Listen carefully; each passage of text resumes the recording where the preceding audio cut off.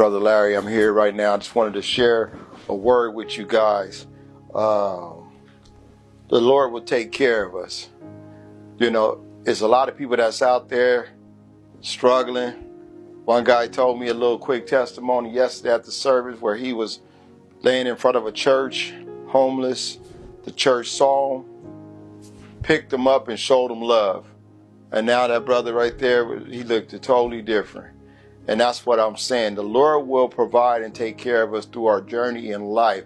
But sometimes we go through the storms that we don't understand why we are going through these storms. We don't understand why are we homeless, why we don't have food, why I don't have a job, why I don't have this, why I don't have that. But it's a purpose. But we always too quick to say the devil.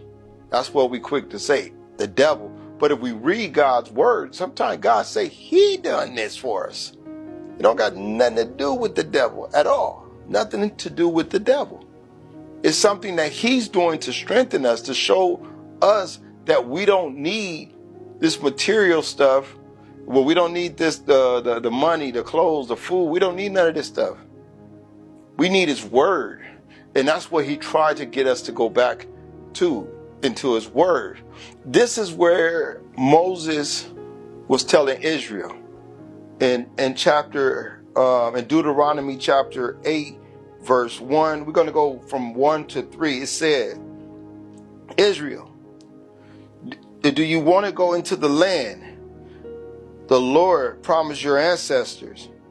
Do you want to capture it, live there, and become a powerful nation? Then be sure to obey every commandment I am giving you. Do not forget how the Lord your God has led you through the desert for the past 40 years. He wanted to find out if you were truly willing to obey him and depend only on him. So he took Israel out for 40 years into this desert and stripped them from the food and all this stuff that they normally have. He stripped them and he put them into this desert for 40 years. And he wanted to see pretty much, would they curse him?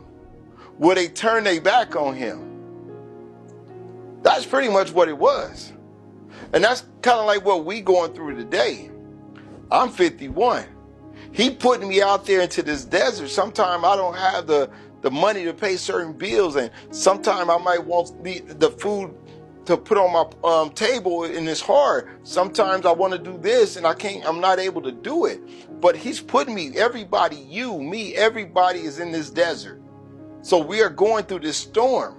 But he promised our ancestors this beautiful nation that we can be able to live in.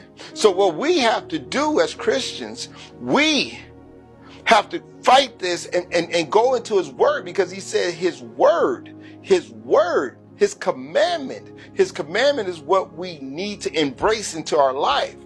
His word, his commandment, that's what we need to execute. That's what we need to live off of. That's our food right there. That's our food. The commandment is our food. Once we receive and start eating off the bread of his word, that's when he can be able to get us the land that he promised our ancestors.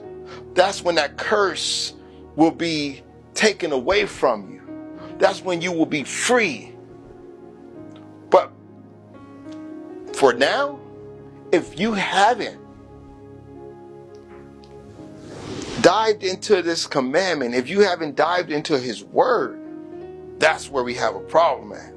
So he said right here in verse 2, it said, do not forget how the Lord your God had led you through the desert for 40 years. He wanted to find out, he wanted to find out if you were truly willing to obey him and depend only on him. So he made